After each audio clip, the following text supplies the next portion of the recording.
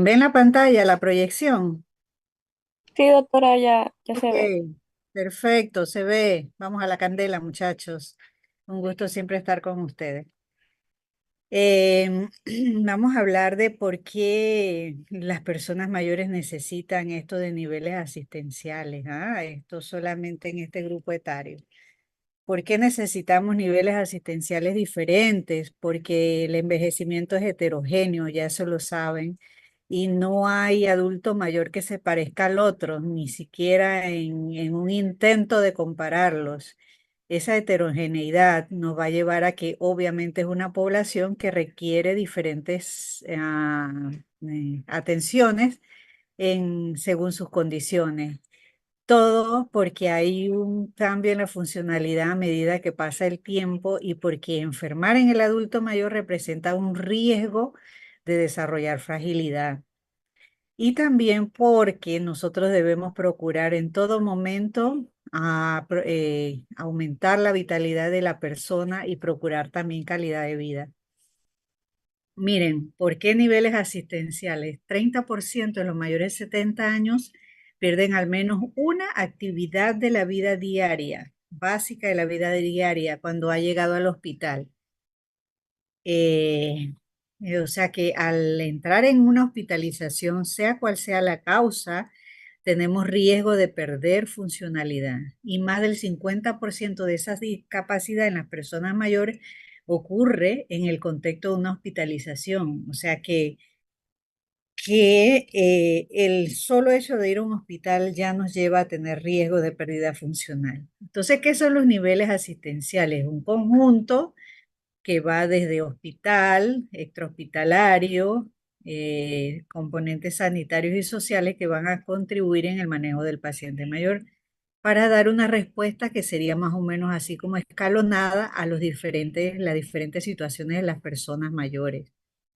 Eh, entonces, todos tenemos lo que se llama una capacidad vital.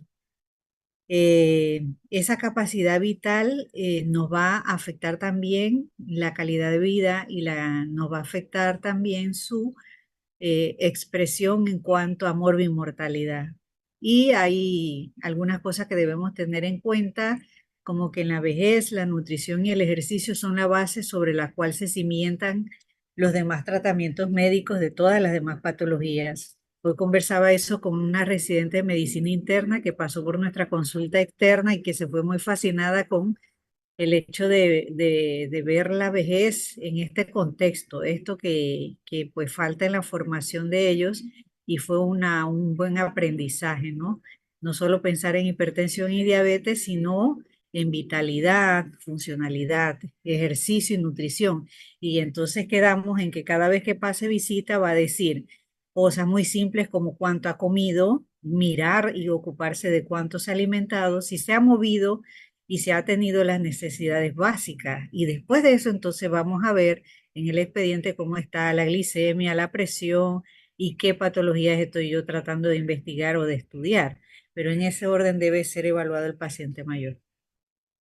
La capacidad funcional tiene una capacidad intrínseca y un ambiente que lo puede potenciar o que lo puede bloquear. O sea, puede un ser humano no lograr su capacidad máxima de desarrollo porque el ambiente no lo permite. Por ejemplo, si necesitamos terapia física para una posfractura de cadera y tenemos dificultades de transporte o porque no hay la economía suficiente para llevar a la persona a la terapia física, eso pues no potencia su capacidad funcional.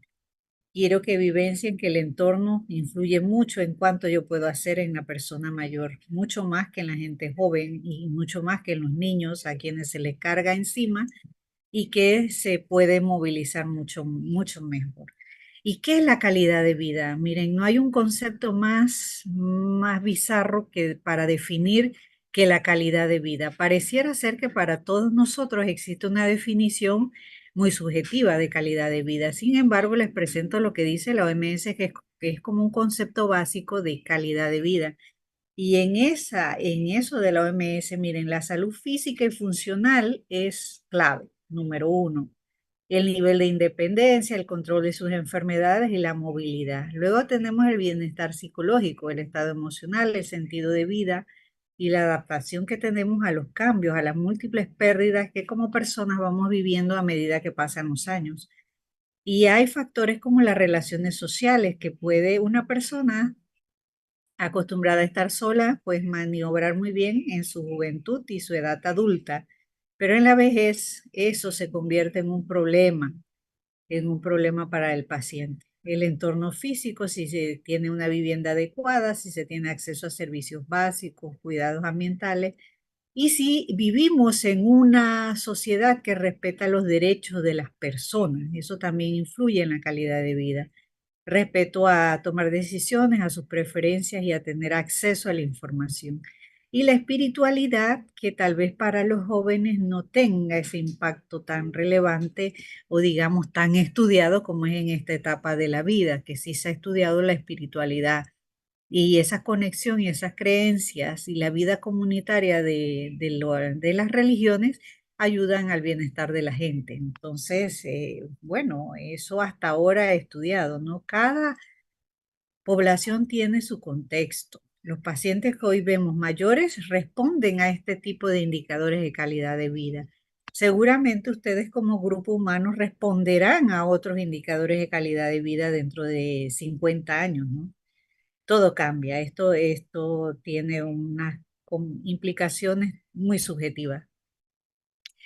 Entonces, la OMS dice que los médicos debemos procurar alcanzar la máxima capacidad vital de la gente y esa capacidad vital va a ser tanto locomotora como cognitiva, sensorial, psicológica y otro tipo de habilidades que podemos procurar en las personas mayores, ¿no? Todo esto tiene un trasfondo que es propio de la fisiología de envejecer y que va a afectar cuánto de esto podemos nosotros potenciar, ¿no? Pero el objetivo de todo médico de atención primaria va a ser procurar esta vitalidad.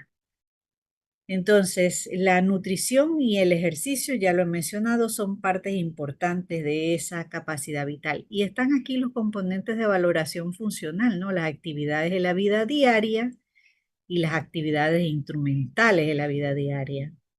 Las actividades de la vida diaria nos permiten vivir solos en un hogar. Podemos hacer todo lo que nos hace todavía un ser humano, que es desde asearnos, usar el inodoro, arreglarnos, vestirnos, ducharnos, movilizarnos dentro del hogar, utilizar nuestros cubiertos, etcétera. Pero ya cuando necesitamos salir del hogar, entonces las actividades instrumentales, usar el teléfono, hacer supermercado, cocinar, asear el lugar, poder utilizar los medicamentos, transportarnos y todo lo que tendría que ver con economía, pago de cuentas, que no se corte la luz, ni el teléfono, ni el agua, ¿no? Las cuentas. Estas son las instrumentales que ya las habrán visto en otras clases. Luego está que nosotros vamos teniendo este proceso de declive si hacemos un envejecimiento usual o un envejecimiento patológico. Vamos a tener todos estos procesos, ¿no? Si tenemos un envejecimiento exitoso, puede que no vivenciamos esta escala de fragilidad de Rockwell. El sistema sanitario debe adaptarse a las personas mayores, ¿no? La atención sanitaria debe ser eficiente para este grupo etario. Debe mantenerse entonces el principio de justicia en servicios de salud y no marginar a esta población. Los sistemas de salud no deben decir que son una carga, que son demasiados ancianos. Deben procurar la atención de esta población, no queda de otra, ¿no? Entonces es necesario un proceso de reconocer qué necesidades tiene esta población en cuanto a asistencia sanitaria, no negar la existencia de la vejez, sino cómo podemos resolver el tema de la atención de los mayores. Nuestros hospitales ahora mismo están abarrotados en adultos mayores. No sé si ya algunos de ustedes tuvieron la vivencia en las salas de hospitalización, pero están abarrotados. Actualmente tenemos 170 pacientes en el complejo y aproximadamente 70 en la 24 de diciembre y unos 70 más en Ciudad de la Salud. Es innegable que si cerramos las puertas a alguno de estos sistemas de atención, se nos va a quedar un embudo en ellos y van a quedar entonces en pasillos o en camillas, cosa que pues no se debe, no debe ser, ¿no? Entonces está abarrotado el sistema de personas mayores y esto se va a ir poniendo peor. Bueno, entonces ya mencioné que el deterioro funcional se da durante esa hospitalización. Por eso, vamos a hablar ahora de los niveles que debemos tener. Las salas de agudos, se llama así a las salas de hospitalización de personas que llegan inicialmente con una patología. Pero las salas de agudos, lastimosamente, ustedes no van a poder conocerlas. Actualmente no tenemos montado todo un sistema de salas de agudos dado la situación de avalancha de pacientes mayores enfermos que tenemos. Las salas de agudos requieren, miren, ¿qué condiciones requieren? Tiene que haber un equipo interdisciplinario. Debe haber una valoración geriátrica integral. Los residentes de geriatría hacen una historia clínica que incluye muchos de los tests de tamizaje inicial y lo hacen muy rápido en urgencia. Incluyen evaluaciones funcionales como el Bartel, el ROGU, la escala de fragilidad. Y en la parte mental incluyen el CAM, si hay delirium o no. Incluyen el Pfeiffer. Tienen que mirar la historia del residente ahora que están rotando. El Pfeiffer. Y hacen un mini nutritional assessment abreviado, o sea que miran la nutrición. Y además evalúan los aspectos sociales de forma muy, como el OATS, de forma muy rápida, ¿no? O sea que de todos los dominios de la valoración geriátrica integral se hace una evaluación corta en el cuarto de urgencia. Pero ¿qué además debe tener la sala de agudos? Que el equipo de trabajo que atiende a las personas mayores tenga una reunión periódica, es decir, que yo me siente con el nutricionista, el farmacólogo, el terapista y si hay psiquiatra, que son ellos parte del equipo de las salas de agudo de geriatría, que podamos hacer planes de atención a los mayores. Sin embargo, insisto, eso requiere que pocos pacientes se vean. El estándar internacional es de 10 pacientes por geriatra para poder hacer este tipo de abordaje. Y actualmente nosotros estamos viendo con facilidad 30 pacientes al día. O sea, está sobrepasado esto y no se puede cumplir con todo este proceso. Hacemos una visita dirigida, pero sabemos hacia dónde vamos, sabemos lo que queremos y de seguro en algún momento lo lograremos. Que va dirigida esto a la patología aguda y además a tratar las enfermedades crónicas y tratar en todo lo posible el potencial rehabilitador del paciente. El objetivo es restablecer el estado de salud previo. Por eso la evaluación que hace el médico en urgencias es qué Bartel previo tenía por lo menos 14 días antes y qué Bartel tiene actualmente que ha enfermado. Y hacia dónde vamos en la hospitalización, a procurar el Bartel previo a la hospitalización. Las salas de agudo deben tener una estancia entre 7 y 10 días. Créanme que a pesar de que no tenemos el equipo completo, nosotros tenemos una estancia media de hospitalización de 10 días. O sea que ahí estamos, a pesar de todo esto. Eh, y bueno, hay una combinación de tratamientos que se deben hacer en este proceso, que es multidisciplinario. ¿Qué más? Se ha demostrado que hay evidencia de que las salas de agudo funcionan y que no resultan ser más caras que las salas convencionales, no porque se tenga que otro tipo de abordaje sea más costoso, o sea que a los sistemas de salud no es que no le convengan. Entonces, este principio es muy importante. No es el anciano el que se debe adaptar al sistema sanitario, es el sistema sanitario que se debe adaptar a sus necesidades.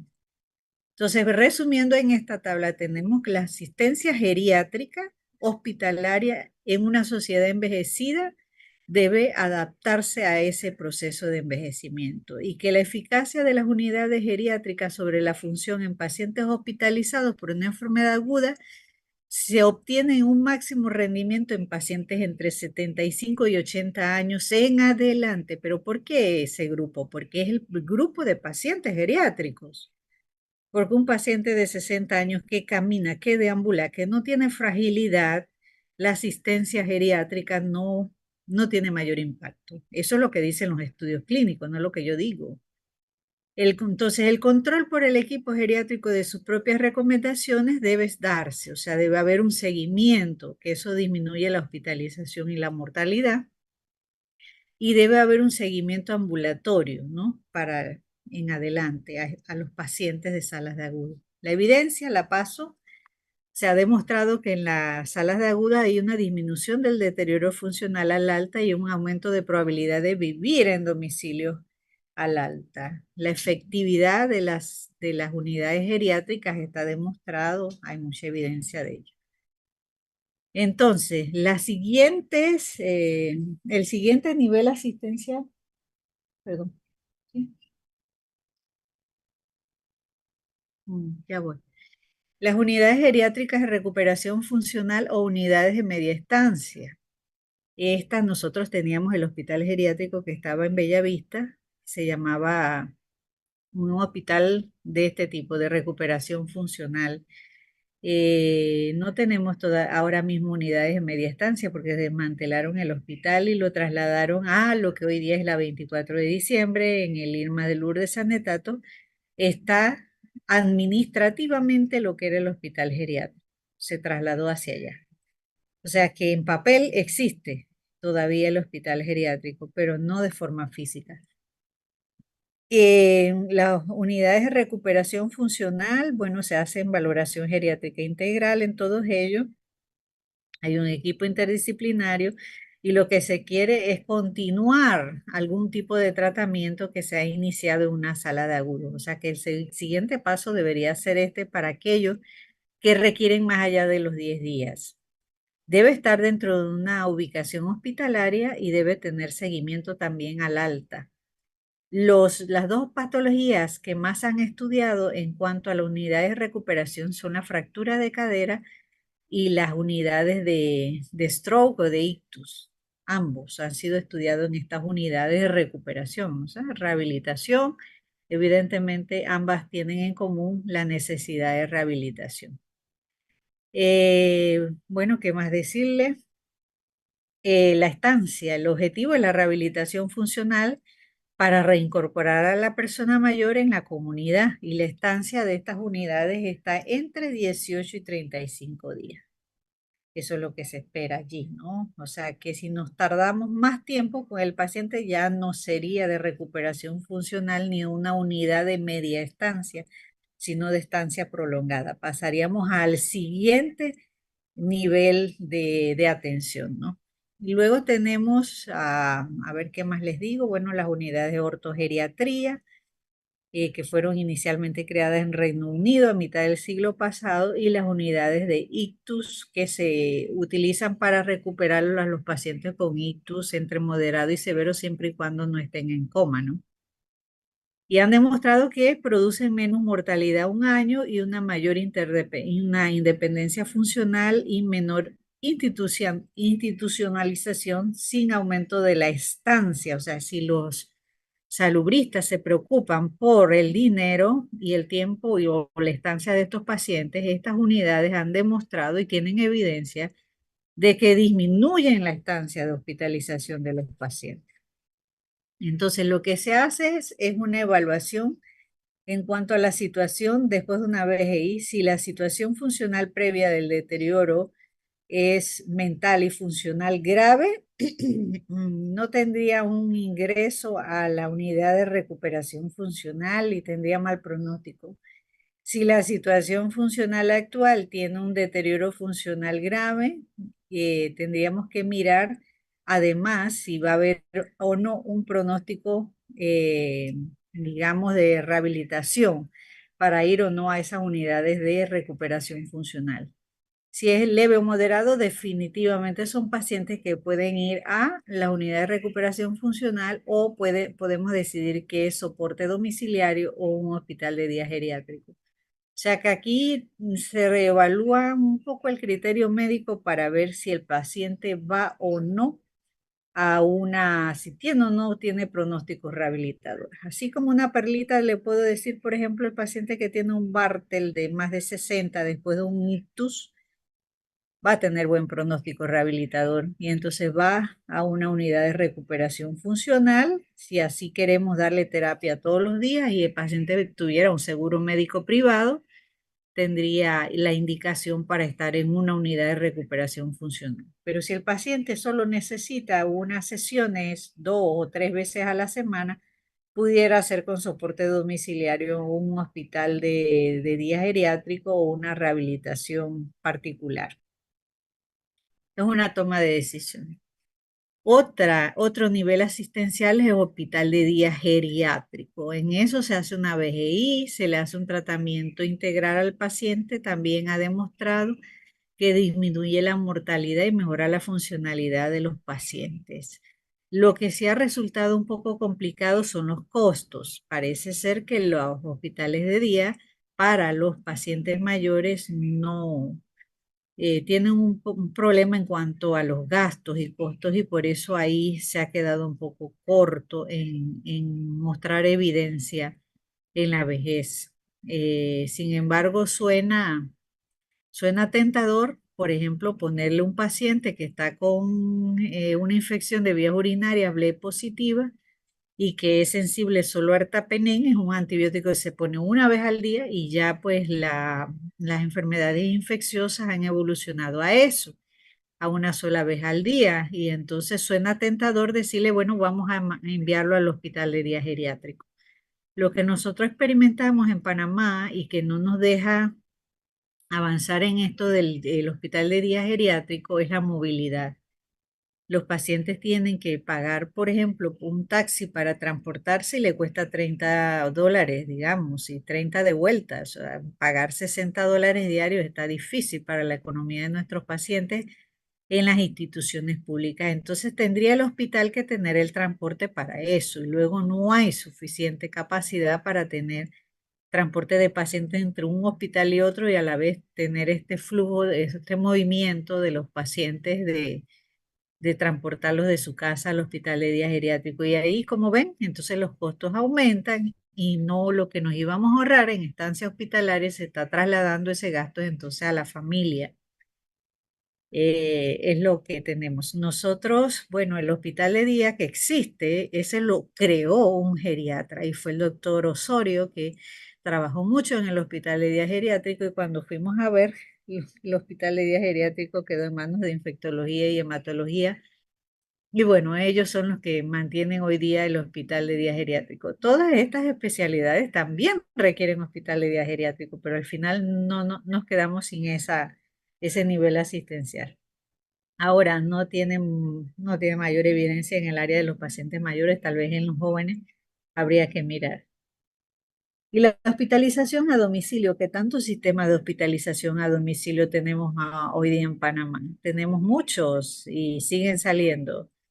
Se brindan cuidados de atención a domicilio en diferentes escenarios. En los que sí se ha demostrado que hay mucha evidencia es en los cuidados paliativos. El domicilio pues reduce sí los gastos y además procura una mejor calidad de vida.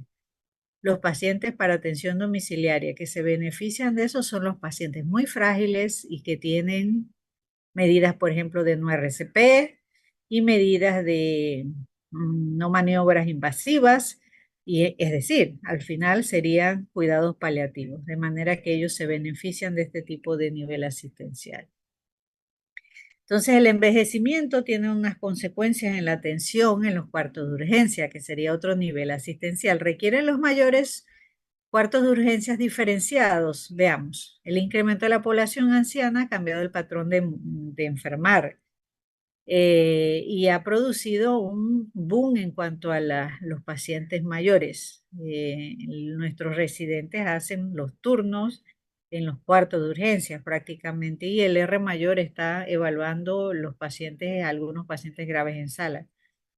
Tienen mayor probabilidad los mayores de tener condiciones graves y de tener incluso estancias prolongadas en urgencias. A veces se forman aquellas evaluaciones de múltiples especialidades y puede el paciente quedarse 3, 5 días en el cuarto de urgencia, que lo evalúa ortopedia, que lo evalúa cardio, que lo evalúa neumo, que lo evalúa geriatría y que luego pide cirugía, etcétera, porque la situación de los pacientes son muchas veces complejas.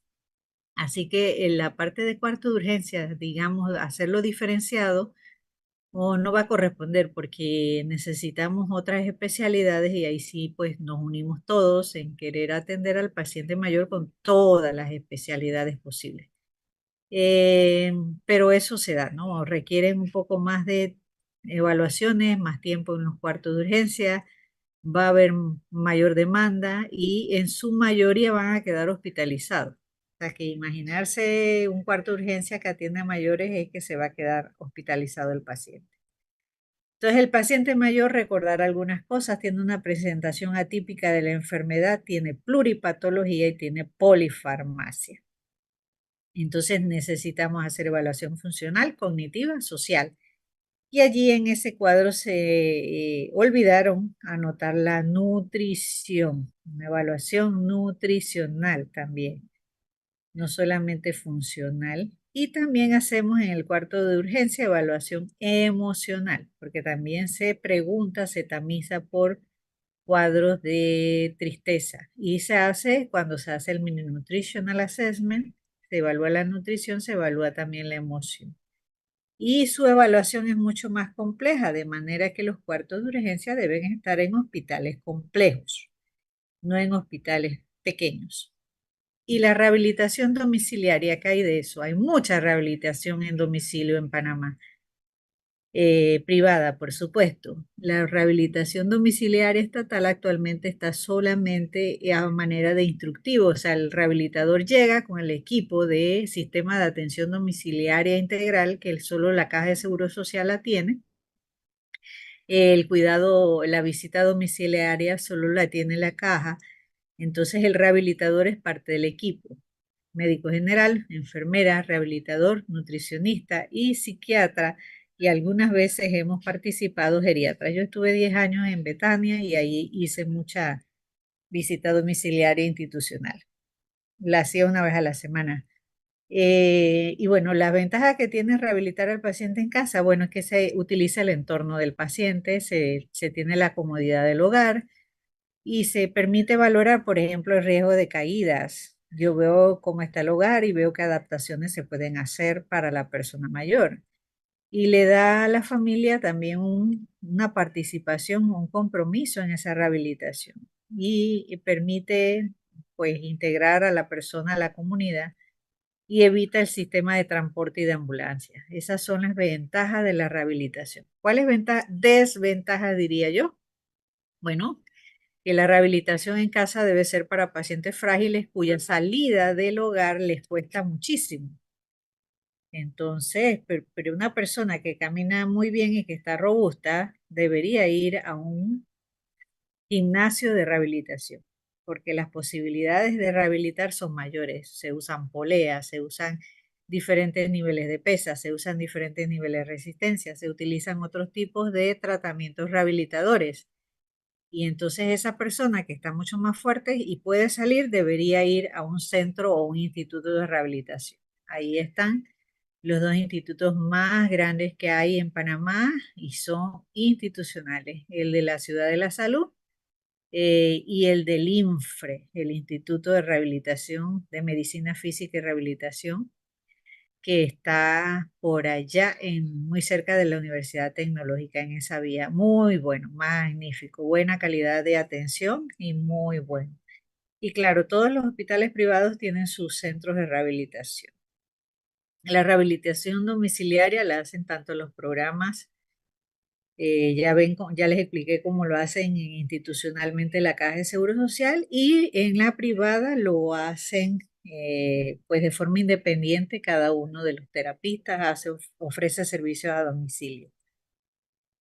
Los principios básicos en el diseño de dispositivos asistenciales eficientes en el anciano que constituyen sobre las bases para desarrollar estos servicios son actuar de forma precoz para evitar el deterioro funcional y seleccionar bien a la población. Es decir, vieron que se hacía, por ejemplo, un Bartel para decir si tenía buen pronóstico rehabilitador o no. Bueno, seleccionar bien al paciente. Si yo le doy rehabilitación a un paciente que ha tenido afasia, agnosia y hemiplegia total de un cuerpo y yo no veo colaboración del paciente, yo estoy haciendo, por decirles un ejemplo, haciendo mucha fuerza con él, no estoy seleccionando bien a la persona para hacer esa rehabilitación.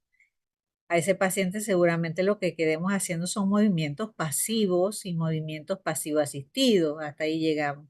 Y se le dan instrucciones al familiar de moverlo para evitar entonces las complicaciones del dismovilismo como las úlceras de presión. Bueno, entonces es mantener un control hospitalario de las recomendaciones que derivan de la valoración que hemos hecho del paciente y mirar la capacidad que tengamos de intervenir. Y el abordaje multidisciplinar de las necesidades de cuidado son necesarias y debe haber un seguimiento al alta de los pacientes o la salida de las salas de agudo o de las salas de corta estancia, mediana estancia y larga estancia. Debe haber un seguimiento de estos pacientes. Entonces, esto es lo que les tenía para la clase de hoy. No sé si tengan comentarios o preguntas. Bueno, perdón, aquí para agregar, esta es la última, sí, el grado de evidencia que tienen estas unidades de niveles asistenciales. Los que tienen nivel de evidencia A son las unidades agudos y las unidades de recuperación funcional. Entonces, nosotros nos enfocamos actualmente en lograr estas unidades primero, ¿no? Aquí el tema también es cultural. Tratar de lograr de tener una unidad de ortogeriatría es una pesadilla en Panamá, ¿no? Se han hecho intentos, ¿ah? Pero bueno, en algún momento se logrará. También hay que tener un poco de cultura en pro de esto. Son los que tienen mayor nivel de evidencia, ¿no? Bueno, eso es. ¿Comentarios, joven? Preguntas.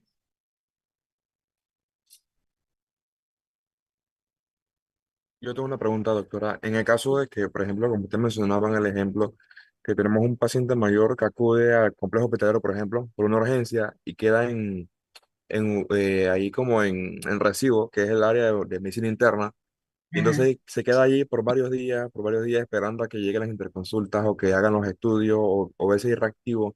En ese caso no disminuiría mucho la capacidad funcional de ese adulto mayor y en ese caso, ¿qué se puede hacer?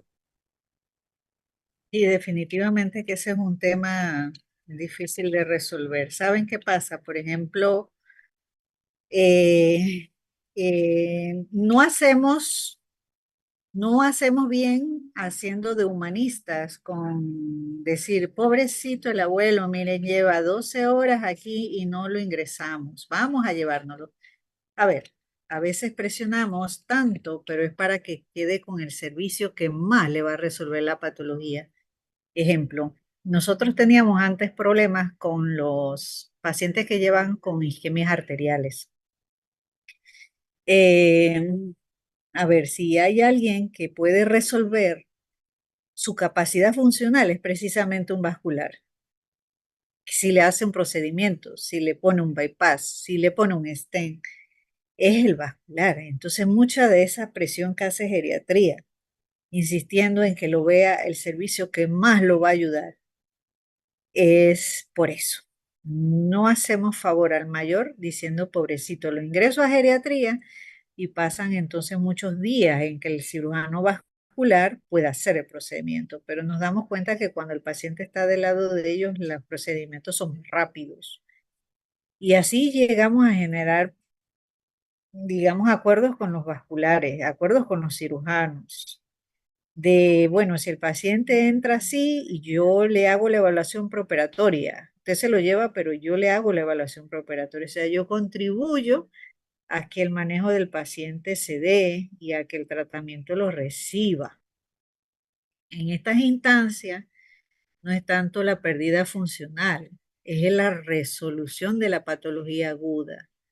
Y eso es lo que hace geriatría, luchar por ofrecerle a los mayores lo que le corresponde. por ejemplo, una fractura de cadera, que además llega con una infección urinaria, si hacemos el esfuerzo de que lo lleve a ortopedias, hay más certeza de que lo opere que cuando se lo llevan los servicios médicos. Eso nos pasa y es por eso que lo hacemos. Insistimos en que lo vea ortopedia. Evidentemente, estamos hablando entre colegas, ya ustedes están al borde de graduarse, así que hay que tratarlo ya como médicos y que vean la realidad que estamos viviendo. Es así. ¿Qué más? Agradezco la pregunta, no sé si fui clara. Sí, muy clara, doctora, gracias.